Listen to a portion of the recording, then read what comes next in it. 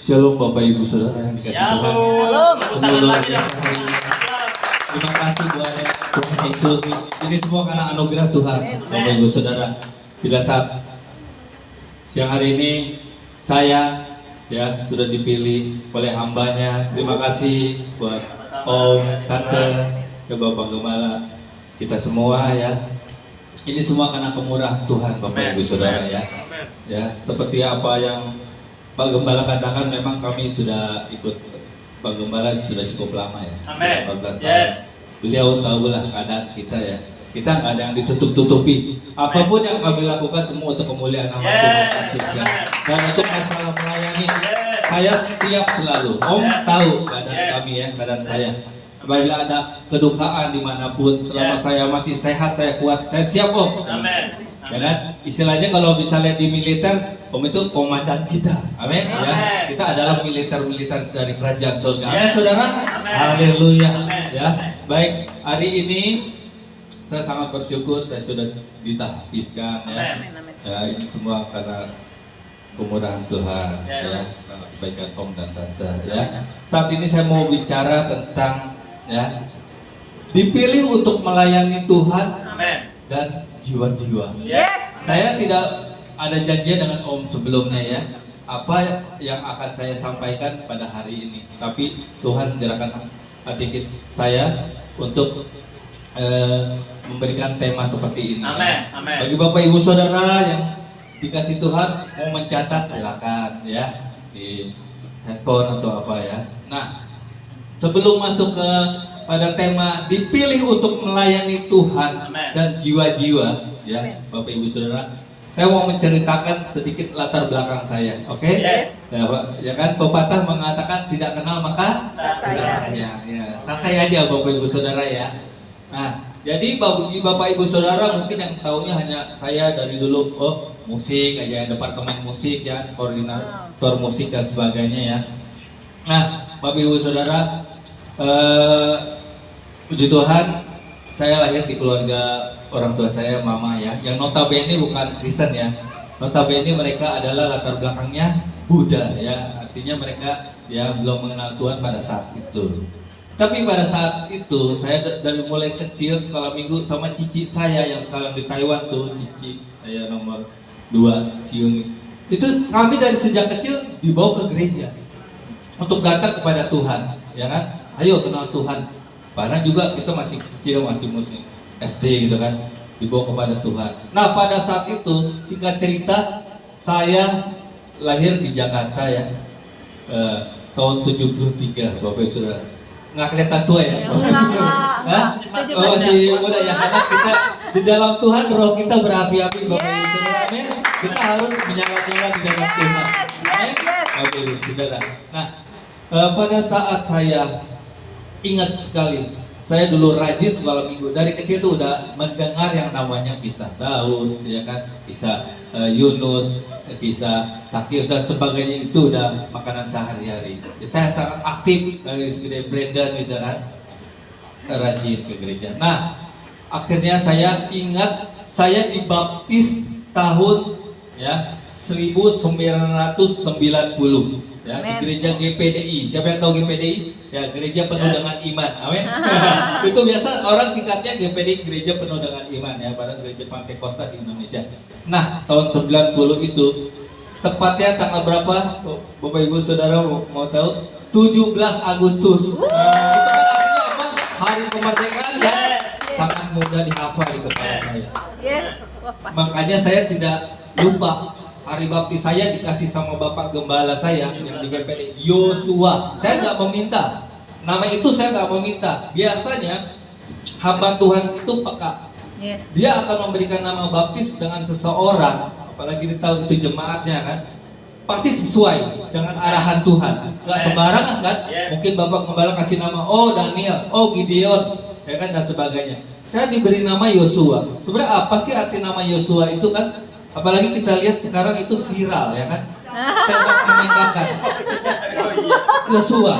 Pasti semua anak kecil dan orang dewasa ngikutin kan berita yang viral seperti ini. Nah, tapi kenapa ya, Tuhan berikan nama ini untuk menggoncang Indonesia? Eliezer dan Yosua. Benar kan? Brigada E kan? Ada Eliezer kan? Nah, kita mengikuti perkembangan itu. Kalau saya lihat Tuhan mau rencana mengubah Indonesia. Ya kan? Nah, arti nama Yosua ya, saya lihat dari bahasa Ibrani artinya pertolongan Tuhan. Yes, Nah, itu arti nama Yosua. Kalau di dalam bahasa Inggris biasa disebutin Joshua. Yes. Kenapa namanya? Ya, orang banyak yang panggil Yosua dan Joshua, ada seperti itu. Sebenarnya sama artinya ya. Tuhan yang menyelamatkan juga. Ya, Tuhan adalah pertolongan ya. Nah, itu singkat cerita tahun 90 saya dibaptis ya. Pada saat usia saya seperti Albert, remaja Bapak Ibu Saudara. Yes. Ya. Saya setia di gereja. Pada saat saya remaja, saya pernah mengalami yang namanya melayani untuk membagikan traktat. Dulu kan ada zamannya traktat kan, banyak kan Alkitab kecil dan sebagainya. Itu saya udah membagikan dari sejak usia tunas remaja bahkan sekolah minggu. Diajarkan untuk memberitakan kabar baik. Pada saat itu kan, Injil kan kabar baik Bapak Yesus. Amin. Nah, kita harus menjadi anak-anak Tuhan yang melayani. Amin. Ya. Nah, singkat cerita, setelah saya bertumbuh pelayanan dan sebagainya. Nah, tahun 2000 saya Tuhan panggil untuk sekolah teologi ya. Sekolah Alkitabnya di Jakarta. Saya tinggal di mes Bapak Ibu Saudara ya. Saya tinggal di mes di Jakarta dengan berbagai-bagai macam dari suku bangsa ada di situ. Ya kan? Ada dari Manado, Kupang, Irian Jaya, Ambon yang serem-serem. Oh, tato masih ada masuk calon pendeta. Bapak Ibu Saudara, mengerikan sekali. Saya doang orang Betawi, orang Jakarta, ya kan? Saya, wah, pas ditanya kamu dari mana? Irian Jaya. Yang paling dekat saya. Kamu dari mana? Jakarta. Iya. Katanya dekat amat Jakarta. Sekolah Alkitabnya di Jakarta. Biasa kan di luar kota kan? Di Malang, di mana? Saya bilang nggak apa-apa, panggilan Tuhan. Saya untuk menjadi hambanya. Ya cuman kalau sekolah Alkitab saya pada saat itu adalah amanat penuaian terakhir, itu disingkat APT itu, Akademi Teologi, itu diploma 3, tidak sampai S1. Ya. Itu jurusannya misi sebenarnya, bukan pastoral atau pengembalaan. Jadi kalau saya pada saat itu tahun 2000 ya, sejak tahun 90-an saya sering melihat hamba-hamba Tuhan yang diurapi Tuhan, penginjilan. Nah, saya pernah berkata dalam hati saya pada saat lihat KKR di Senayan, dulu Rehat Bonke, ya kan, api kemuliaan, saya sering datang, ya kan, hamba-hamba Tuhan yang luar biasa Tuhan pakai. Saya bilang, waduh, enak juga ya jadi penginjil ya. Gitu pada saat itu saya dipanggil ke sana-sana, terbang sono-sono, naik pesawat gitu kan, ke pelosok-pelosok keluar kota kemana gitu. Enak juga jadi evangelis ya. Pada saat itu kan sepertinya saya ada terpanggil untuk evangelis gitu.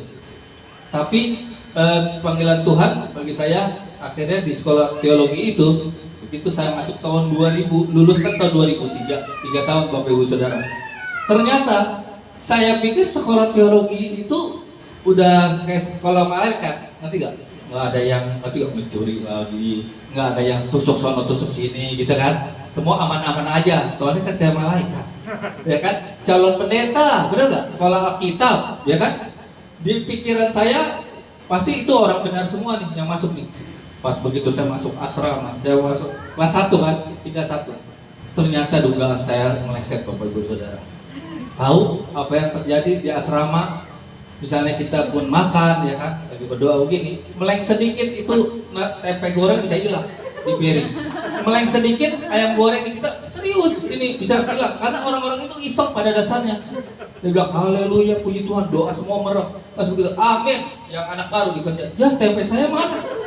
Ya ayam goreng saya mana? Kan begitu kan? Nah ternyata memang sekolah kita seperti itu, masih banyak iseng, jahil dan mencuri. Bayangin itu. Makanya saya kasih bocoran bagi Bapak Ibu yang mau sekolah kita jangan kaget, ya kan? Disangka sekolah kita benar semua. Ada yang bekas pembunuh masuk situ, tatoan banyak, cerita kesaksian. Ya, puji Tuhan, saya banyak belajar ya dari berbagai karakter orang. Saya banyak diubahkan Tuhan. Yes. Ya. Akhirnya di sekolah kitab itu saya menjadi berkat bagi banyak-banyak teman. Yes. Karena saya bilang kamu percuma masuk sekolah kita, kamu tapi masih suka emosian, Yes. masih suka mencuri, Yes. dan masih suka isengin teman dan sebagainya, ya kan? Saya bilang, ngapain kamu, panggilan kamu apa? Apakah kamu pelarian di sini? Saya bilang, apakah kamu dibuang dari orang tuamu, ya kan? Di kampung sana karena kamu anak nakal. Jadi di sini kayak tempat penitipan, ya kan? Anak-anak nakal kan? Kan banyak orang begitu. Apalagi dilihat, wah anak ada 5 nih. Yang paling bandel mana nih? Gua pilih ah, oh yang ini nih, yang paling bandel nih suka berantem. Lu berangkat ke sekolah kita, kan gitu. Seperti tempat penitipan. Setahu saya begitu ya Om ya.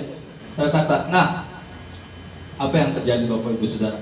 Di perpustakaan kami kan kalau pinjam kan tulis nama kan. Misalnya, oh Joshua pinjam buku apa? Buku ini homiletik. Buku apa? Tafsiran ini ya kan? Tulis nama kan. Itu banyak sekali yang hilang. Di perpustakaan sekolah Alkitab itu ada sekitar 200 buku hilang. Bisa bayangin dari tingkat 1 sampai tingkat 3 itu ada kurang lebih sekitar 300 orang atau berapa gitu. Mahasiswanya ya. Saya waktu tingkat 1 itu.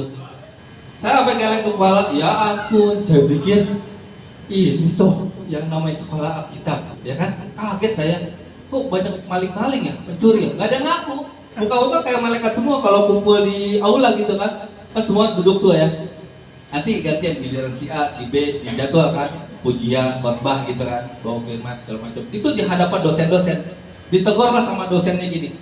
Kalian dosen harian atau apa yang suka mencuri buku perpustakaan katanya.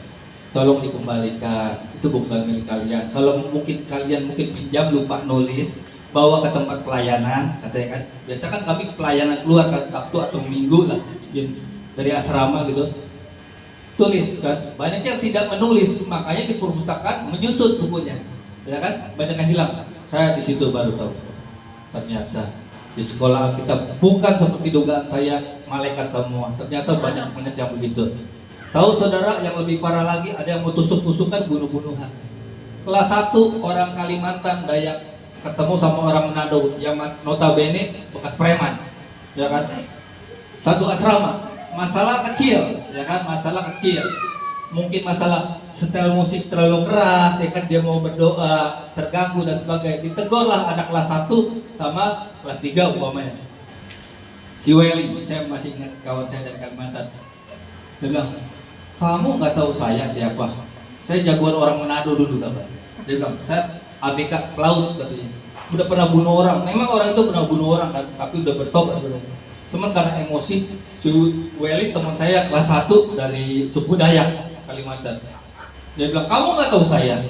Saya itu anak kepala suku Dayak. Begitu lagi apa dia? Mau kamu menantang saya dan sebagainya. Aduh, saya pas di asrama udah pada kumpul dan yang satu pegang pisau, ya kan? Saya dengan hikmat Tuhan, ya kan? Saya datang, kalian tenanglah, ya kan? Coba tenangkan diri, ya kan? Janganlah kalian, ya kan, membuat keributan di sini. Kanan kiri kita itu orang seberang, benar kan? Kita harus jadi berkat. Kalian teriak ribut-ribut aja, tetangga kita dengar, pasti kita malu. Ini sekolah Alkitab, ya kan? Kok ribut-ribut anaknya gitu kan? Kok bunuh-bunuhan atau mau tusuk-tusukan? Nah itu akhirnya puji Tuhan, Tuhan membawa saya saya suka damai, memang cinta kedamaian ya. Yes. Jadi artinya saya damaikan mereka dan akhirnya mereka saling mengasihi, mengampuni. Saya bilang jangan begitulah. Kalian sama-sama perantau di sini, kalian dididik untuk menjadi hamba Tuhan. Bertobatlah, saya bilang. Kalau kalian masih begitu, ngapain kalian kesini? Di jalanan aja kalian. Saya bilang gitu kan. Saya itu udah tahu kekerasan di Jakarta itu, ya kan, seperti apa. Saya tuh pernah jadi sampah juga, saya bilang, tapi saya bertobat. Saya bilang, saya nggak mau, ya kan, kalau saya nggak bertobat, ngapain saya masuk sekolah teologi, saya bilang gitu kan. Oh, mereka dengar-dengar. Nah, dari situ puji Tuhan, saya bisa menjadi berkat bagi rekan-rekan saya, ya kan, sepelayanan, dan mereka sekarang banyak yang melayani di mana-mana. Ya, itulah Bapak Ibu Saudara ya, latar belakang saya yang notabene adalah pernah kuliah teologi. Yes. Jadi pada saat Pak Gembala dulu sering ada kuis, kan banyak yang nggak tahu tuh. Kok saya bisa, ya kan, dapat terus diketin sama si 50.000 gitu kan, kalau ingat kok? Ingat ya? saya diam-diam aja. Padahal dalam hati saya kan belajar teologi, saya tahu ya kan. Yang lain kan nggak tahu gitu kan. Nah itu bocoran saya ya. Nah baik Bapak Ibu Saudara, firman Tuhan hari ini saya kasih judul tema dipilih untuk melayani Tuhan dan melayani jiwa-jiwa. Baik, kita buka di dalam Matius 20. Mari kita sama-sama buka di dalam kitab Injil Matius 20 pasal 20 ayat 26 dan 28 ya. Sudah ketemu Bapak Ibu Saudara? Matius 20 ayat 26 dan 28 yang sudah ketemu, mari kita sama-sama baca ya. 1, 2, 3. Tidaklah demikian di antara kamu. Barang siapa ingin menjadi besar di antara kamu, hendaklah ia menjadi pelayanmu. Dan barang siapa ingin menjadi terkemuka di antara kamu, hendaklah ia menjadi hambamu. Sama seperti anak manusia datang bukan untuk dilayani, melainkan untuk melayani dan untuk memberikan nyawanya menjadi tebusan bagi banyak orang. Beri kemuliaan dulu buat Tuhan. Tuhan Yesus datang bukan untuk dilayani, tetapi untuk melayani. Nah ini ayat yang saya selalu pegang, Bapak Ibu Saudara ya. Tuhan Yesus aja mau datang ke dunia ini ya, melayani kita semua. Siapa kita gitu kan? Nah, apalagi kita sebagai anak-anak Tuhan, kita harus mau untuk menjadi partner Tuhan. Karena itu kita mitra Tuhan. Ya kan? Kita diutus ke dunia ini, Bapak Ibu Saudara, bukan sekedar enak aja lahir, besar, tumbuh gitu kan, nggak melakukan apa-apa, mati dipanggil Tuhan. Ada misinya, benar nggak?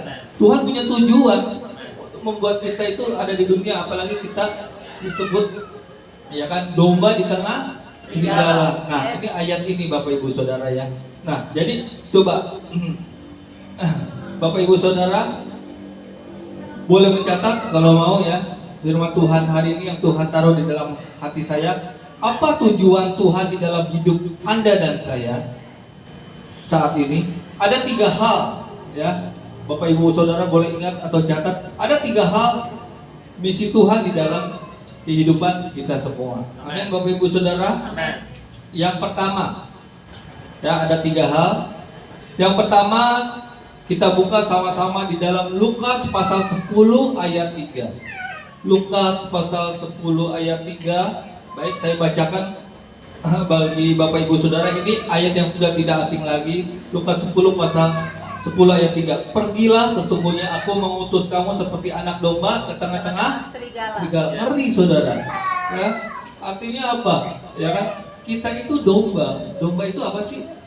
Binatang yang sangat lemah. Ya, nggak ada perlindungan. Ya kan? Domba itu ngikut kemana aja semuanya. Apalagi serigala seperti itu, mengerikan sekali, dia bisa sekali-kali diterkam di mana. Nah ini ayat ini mengatakan yang pertama, tujuan misi Tuhan di dalam kehidupan Anda dan saya adalah kita menjadi seperti domba di tengah serigala. Melayani itu Bapak Ibu Saudara ya, bukan hanya di dalam gereja loh.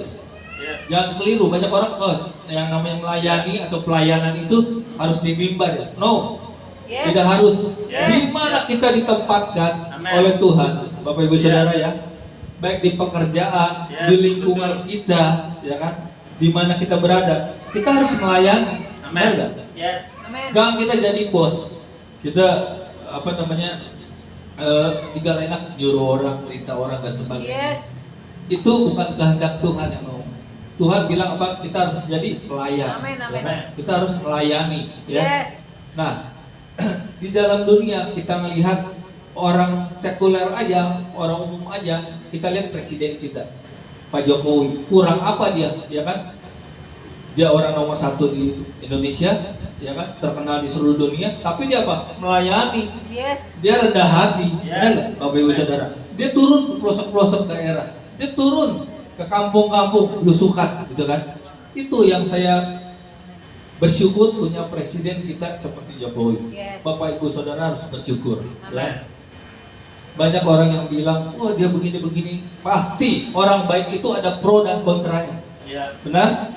Nah, jadi Bapak Ibu Saudara, ya Untuk melayani ini harus kita memiliki hati. Yes, amin, Ya, amin. hati untuk melayani. Amin. Jangan ada motivasi lain, Bapak. Amin.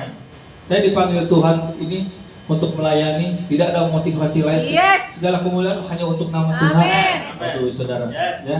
Karena di dalam Kolose 3 ayat 23, ya kan, segala apapun yang kita perbuat, yang kita lakukan, semuanya untuk Tuhan. Yes. Itu pegang ayat itu. Amin. Saya melayani bukan karena hanya menyenangkan hati Bapak Gembala, Ibu Gembala, bukan. Saya Yes. menyenangkan bos saya hati Tuhan. Yes. Aduh, Amin. amin. Amin. Seperti Amin. itu. Amin. Karena pada dasarnya otoritas turun dari atas ke bawah. Yes. Nah, dari Tuhan Yesus memberikan kepada Bapak Gembala dan Amen. terus mengalir kepada kita semua jemaat Amin. kasih Tuhan. Amin. Amin. Nah, itu nomor 1. Ya, sekarang nomor 2, poin yang kedua, apa tujuan Amin.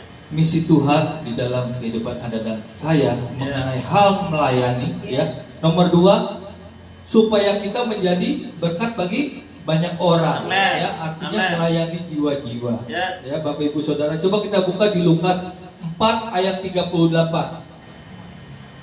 Kita buka lagi di Lukas pasal 4 ayat 38 sampai dengan 41. Sudah ketemu? Amin. Amin. Sama-sama kita baca yuk. 1, 2, 3. Kemudian ia meninggalkan rumah ibadat itu dan pergi ke rumah Simon. Adapun ibu mertua Simon demam keras dan mereka meminta kepada Yesus supaya menolong dia. Maka ia berdiri di sisi perempuan itu, lalu menghantui demam itu, dan penyakit itu pun meninggalkan dia. Amen. Perempuan itu segera bangun dan melayani mereka. Yes. Ketika matahari terbenam, semua orang membawa kepadanya orang-orang sakitnya yang menderita bermacam-macam penyakit. Amin. Ia pun meletakkan tangannya atas mereka masing-masing dan menyembuhkan mereka. Yes. Lebih banyak orang keluar juga setan-setan sambil berteriak. Engkau adalah anak Allah. Lalu ia dengan keras melarang mereka dan tidak memperbolehkan mereka berbicara karena mereka tahu bahwa ia adalah Mesias. Nah, ini saudara ya, Yesus menyembuhkan ibu mertua Simon Petrus dan orang-orang lain ya. Nah, pada saat disembuhkan, dia memberitakan tentang Tuhan Yesus yang luar biasa. Akhirnya dia melayani jiwa-jiwa yang sudah dipulihkan Tuhan. Amen. Nah, itu tugas kita ya, Bapak Ibu Saudara. Mari kita melayani jiwa-jiwa tetangga kita yang sakit. Kita samperin. Udah, kita kan anak Tuhan punya otoritas, ya kan? Roh Kudus selalu bersama-sama. Jangan takut. Tanya, sakitnya apa? Ya kan? Oh, begini. Oh, boleh saya mendoakan kamu? Ya, mulai beritakan kebenaran, Yes. ya kan? Bahwa Tuhan Yesus itu penyembuh, ya kan? Kamu percaya nggak? Biasanya kalau orang sakit itu mau didoakan, ya kan? Tanda tanya kalau saya bilang orang sakit, apalagi di rumah sakit ya, Yeah. kita mau doakan mereka, nggak mau, serem katanya, didoain. Kamu nanti malah bukan sakit tambah parah katanya. Nggak ada seperti itu, pasti mau. Ya. Yes. Saya dulu waktu masih kuliah teologi sebagai mahasiswa, cerita sedikit ya Bapak Ibu Saudara. Saya melayani di rumah sakit. Dosen saya Pak Domingus yang notabene mantan dukun Muslim masuk Kristen jadi pendeta, jadi dosen Pak Domingus ya. Cornelius Domingus namanya. Sekarang udah almarhum Bapak Ibu Saudara. Kami sebagai mahasiswa diajarkan, kamu mau lihat mujizat Tuhan? Mau Pak? Memang tugas juga. Kalian berpuasa. Kami berpuasa 3 hari Amen. untuk melayani orang-orang yang sakit di rumah sakit. Yes. Jadi pada saat itu sekolah Alkitab yang saya sekolah di Jakarta itu kerjasama dengan beberapa rumah sakit di Jakarta. Salah Yes. satunya Sumber Waras Grogol, ya, kalau nggak salah Cikini, ya, sama rumah sakit Siloam atau apa tuh. Nah, kami dibekali sama hamba Tuhan ini, sama dosen saya. Kamu puasa 3 hari, kita lihat mujizat, diutus ke rumah sakit. Kamu catat, misalnya ibu itu orang Muslim atau orang apa ya? Ibu namanya siapa? Kami mau doain ibu, baik. Kalau bisa minta nomor HP atau apa, untuk nanti menyatakan bahwa dia sudah sembuh apa belum, Yes. ya kan? Kita follow up, Bapak Ibu Saudara, ya kan? Pada saat saya dan tim 3 orang ke rumah sakit, pakai kartu pengenal mahasiswa, kami berjalan di sana. Kami lihat masuk ke ruangan-ruangan, kami melayani mereka Bapak Ibu Saudara. Amen. Makanya Ibu, izin Bu, boleh kami mendoakan Ibu sakit apa? Dicurhatkan biasanya. Curhat, sakitnya ini. Kami mendoakan mereka ya, tumpang tangan. Nah, mereka puji Tuhan banyak yang disembuhkan Bapak Yes. Ibu Tuhan ya. Itu artinya apa? Mujizat Tuhan bekerja ya. Yes. Dan kita juga anak-anak Tuhan harus bayar harga. Yes. Nggak bisa kita mau melihat mujizat terjadi di gereja kita, ya kan, di tempat kerja kita, di lingkungan kita. Tapi kita nggak mau bayar harga, kita nggak pernah baca Alkitab, Yes. kita nggak percaya Tuhan Yesus penuh, gitu kan, setengah-setengah. Nah, tapi kita mau melayani itu jiwa-jiwa, nggak bisa. Kita harus bayar harga. Yes. Baca firman Tuhan. Amen. Kehidupan kita harus diisi dengan firman Tuhan. Yes. Amin, Amen. saudara. Amin. Kita juga kalau bisa berpuasa ya berpuasa. Yes. Ya kan? Nah, kalau kita melakukan hal-hal yang seperti itu yang Tuhan mau, ya kan, sesuai dengan perintah Tuhan, kita akan melihat mujizat. Amen. Yes, Amen. Bapak Ibu Saudara percaya gereja ini akan dipenuhi kemuliaan Tuhan? Amin. Melalui kita lah, melalui anak Tuhan lah di tempat ini kita dipakai. Bukan satu kebetulan Bapak Ibu Saudara ada di tempat ini. Yes. Percaya nggak?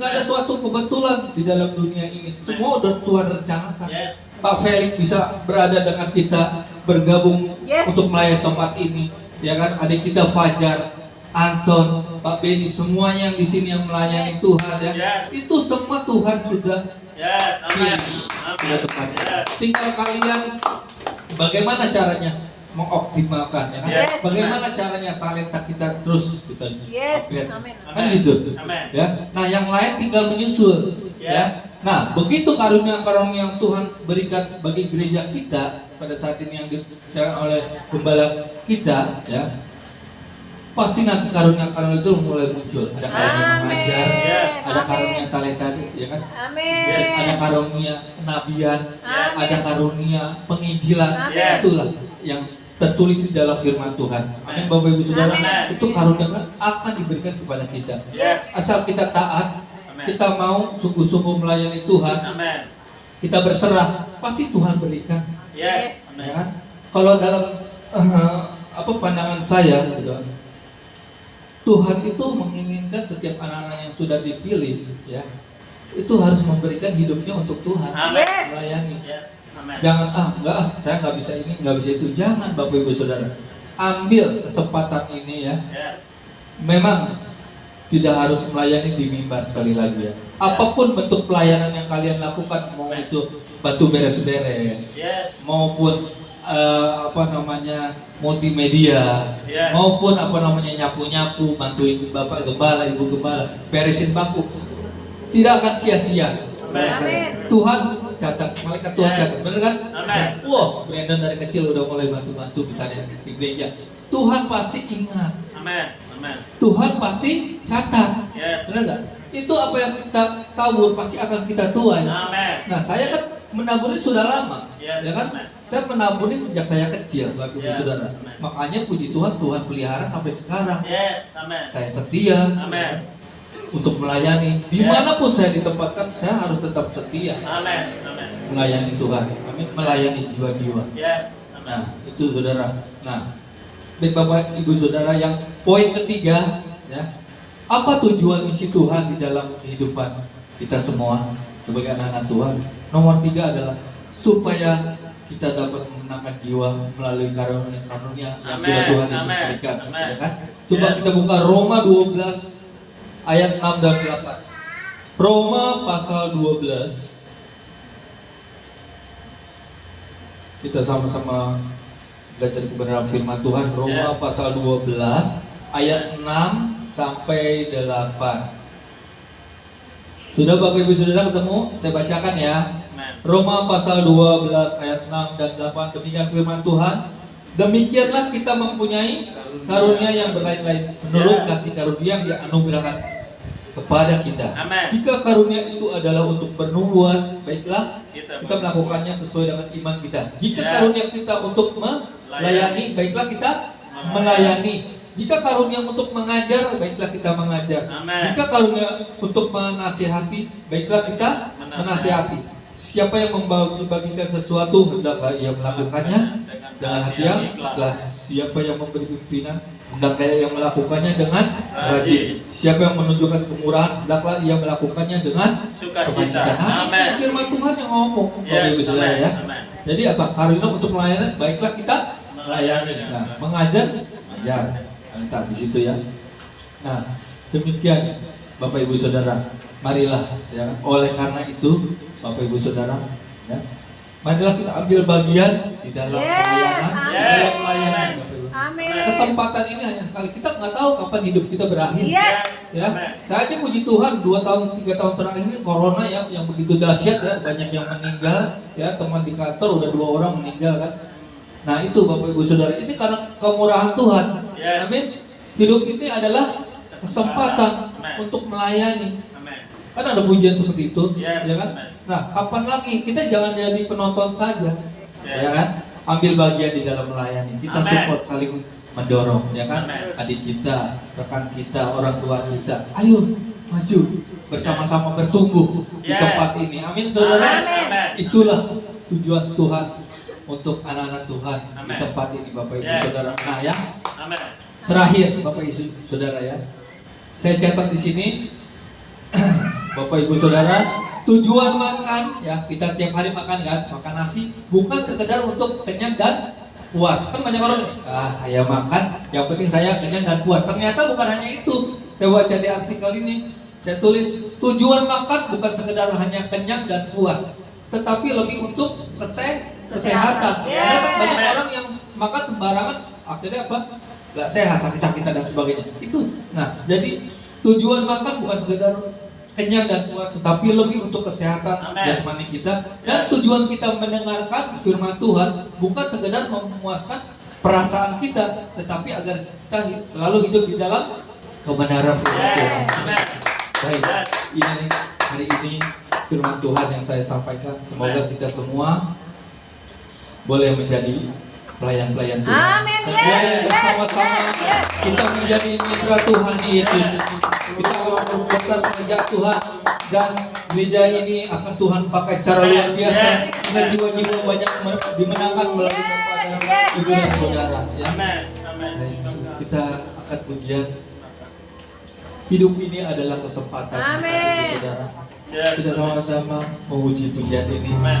Karena hidup kita hanya sementara. Kita harus menyadari entah kapan kita dipanggil Tuhan. Yes, benar Tuhan. Gunakan kesempatan yang baik ini, saudara, untuk melayani sesama, untuk melayani Tuhan. Dan Yesus, mari sama-sama kita nyanyi.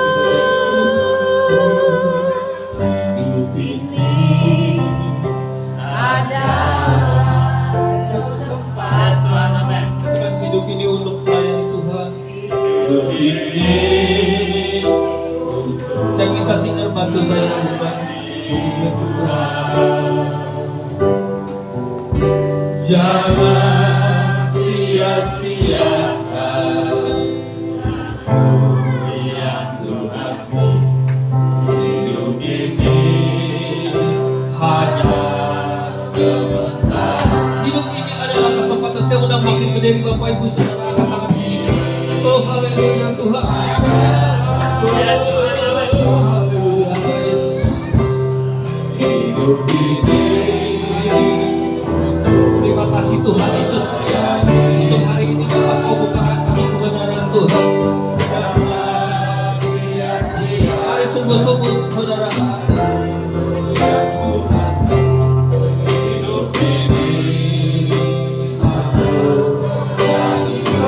Oh Tuhan, pakailah hidupku, sama-sama katakan. Oh Tuhan, pakailah haleluya Yesus.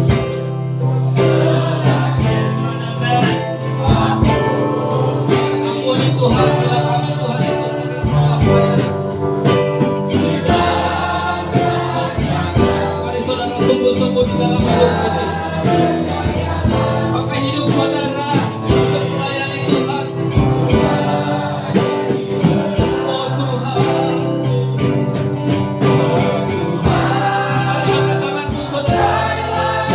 Pejamkan matamu kuduskan namamu oh Yesus. Sungguh-sungguh jangan main-main dalam hidup ini saudara. Kita kapan hidup di dunia ini saudara. Mungkin besok kita dipanggil Tuhan, mungkin tahun depan.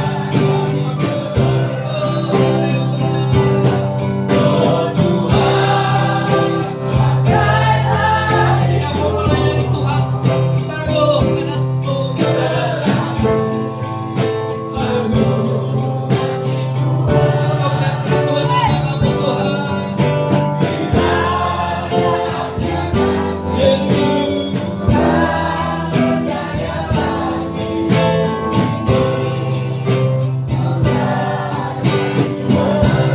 Dari awal kita tangkap pujian ini, katakan hidup ini adalah kesempatan yang wanita saja.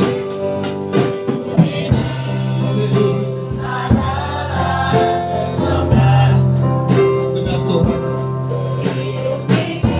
kami siap melayani Bapa.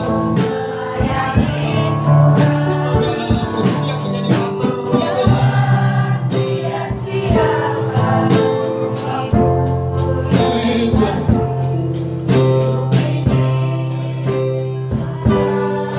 Bagian yang pria bantuan pujian ini. Yang wanita berdoa dengan sungguh-sungguh. Doakan anak-anakmu untuk melayani, doakan orang tuamu, doakan suami,